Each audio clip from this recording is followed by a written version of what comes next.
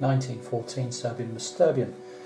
I'm just about to start this portion of game turn 8 here. So the Serbs have actually last turn they had taken Dec, I don't know how that's pronounced, Dec, with like Timok 1 and Timok 2 here, this big infantry division, and Timok 1, the infantry division, was holding Budjanovici, if I've pronounced that right, Budjanovici, who knows.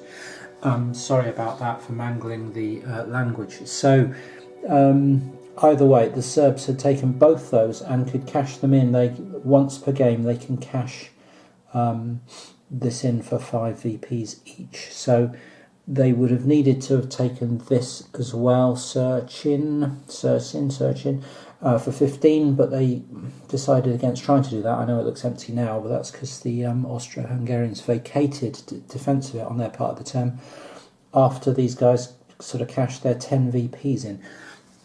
So 10 VPs for the Serbs is putting them nicely out in front at the moment on 7 in their favour.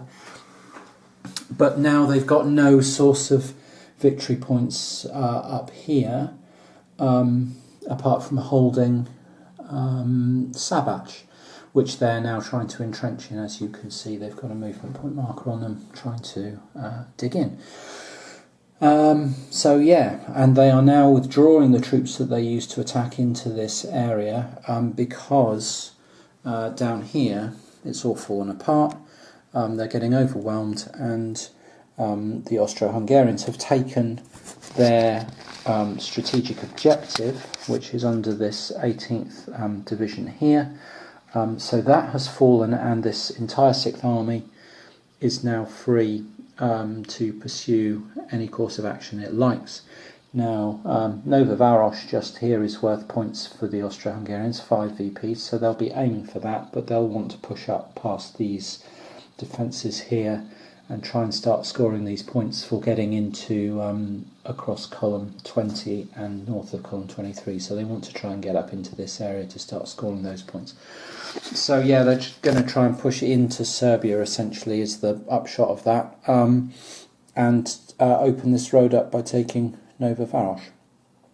And the Serbs just clearly need more troops down here to stop it from happening, even though there will probably start being some harassing Montenegrin forces, and I've got to be conscious that Montenegrins could build reinforcements in this hex here and then threaten to cut all the supply through this road. So this brigade here is probably going to have to retreat back here to Plevlier, however that's pronounced, to prevent any sort of guerrilla warfare by the Montenegrins in these mountains. So that's all going to be a bit interesting. And yeah, obviously there's a good sized infantry division in there, but they're holding back a tide of forces here. And I need to point out at this point that I've been playing something wrong. I had thought, because of the way some of the rules were worded, that if we were in this situation, that this unit and this unit and this unit could not all combine to attack into here, for example, because it said in mountains, you know, you're limited to 1 1/4 divisions in the combat. So I'd thought, well, that's a division and that's a division and that's half a division. That would be 2.5 divisions. That would be twice as much as I'm allowed. So I was thinking I was having to attack with one of these. Well, actually, it means per hex, 1 1/4 division per hex, I believe. So we can all gang up on these.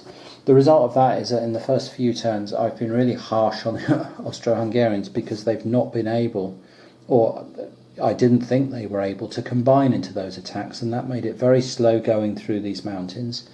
And in the centre here meant that, for example, this Drina 1 division could sit in these foothills and essentially hold up the entire attack because they couldn't be surrounded and attacked.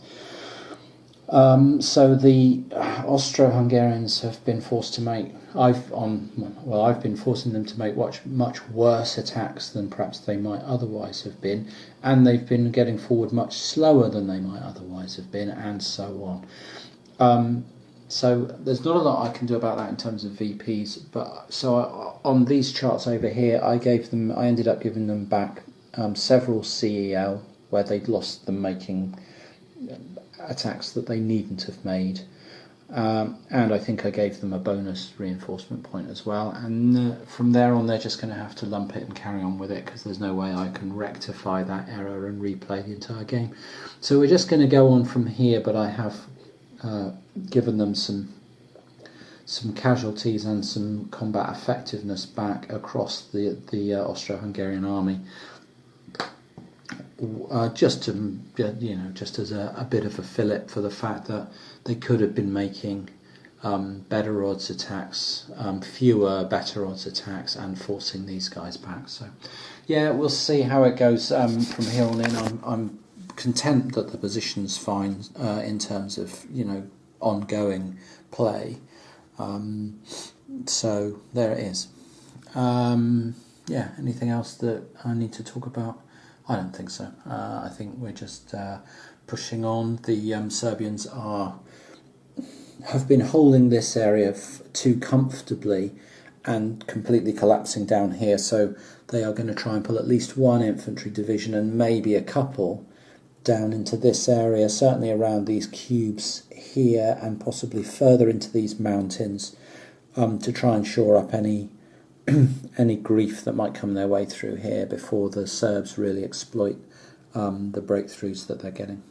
Sorry, the Austro-Hungarians exploit the breakthroughs that they're getting. Yeah. I've just got through the third interphase. We're into turn 10 here in 1914 Serbian Masturbian, and I'm reaching the point where I think I've got enough wrong in this game that I'm not going to learn a lot more from continuing this version, except I'm just going to have another 30 turns of learning that the Austrians have done this quite badly and are going to have to beat their head against a wall trying to shift bigger, higher quality, better Serbian divisions out of mountainous terrains is really, really difficult.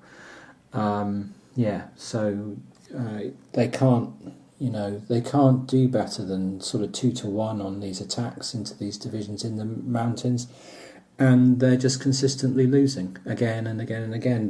The Serbians have dug in here at this town of Sabac and are now getting a point a turn for that, which I was sceptical about to begin with, and they've got absolutely no way of taking that.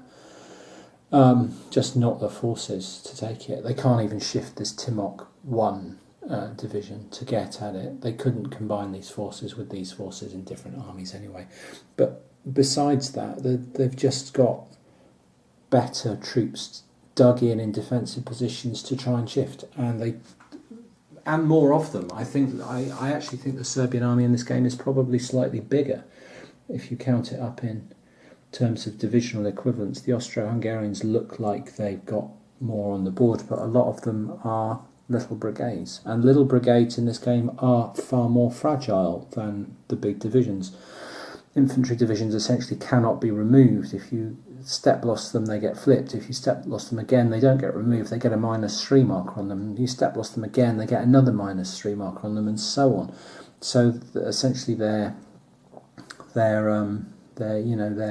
endless. Whereas brigades, once you've lost them, or regiments, once you've lost them, they've gone. And the Austro-Hungarians get a lot of fragile regiments like this. 104 there, 13th, 11th, that guy there, all the way down through here. There's a division, a regiment, a brigade. So they've got a much more fragile force here. This is nearly all brigades as well. And you compare it to these guys, and the infantry division. Under there is an infantry division. They've got so many of them that I've even got them kicking around spare in a reserve, and another one's just come on the board just for larks. As it stands, if the points were to continue like this, the Serbs, who need 10 to win, would have a net, I think they're getting 1 a turn, so they'd have another 30, and the Austro-Hungarians are getting 1 an interphase, so they'd get another 9. 1, 2, 3, 4, 5, 6, 7, 8. No, another 10. So it would be a net plus 20 to the Serbs on top of what we've already got, which would make it 28 points in the Serbs' favour. Which is, when you need 10 for a decisive victory, 28 is just absurd, really, isn't it? Now, I've got a feeling that this may be partly due to the fact that I was getting these mountain rules wrong, and so the Austro-Hungarians were nowhere near vicious or aggressive enough, because I thought I could only attack into the Serbians with a single division or a division and a quarter, and so I wasn't using their initial advantages, exploiting those enough to make enough progress. But now we're bogged down in a situation where we can barely make progress anywhere up the line, and we're going to lose the game by 28 points. I think I'm going to write this one off now as a learning learning experience. I don't really want to push on through another 30 turns of fruitless combat rolls to confirm that the Serbians have won this one. So going to call it a day, and I'm not sure what to do next. I may set this up again, or I may need a break from it and go to something else.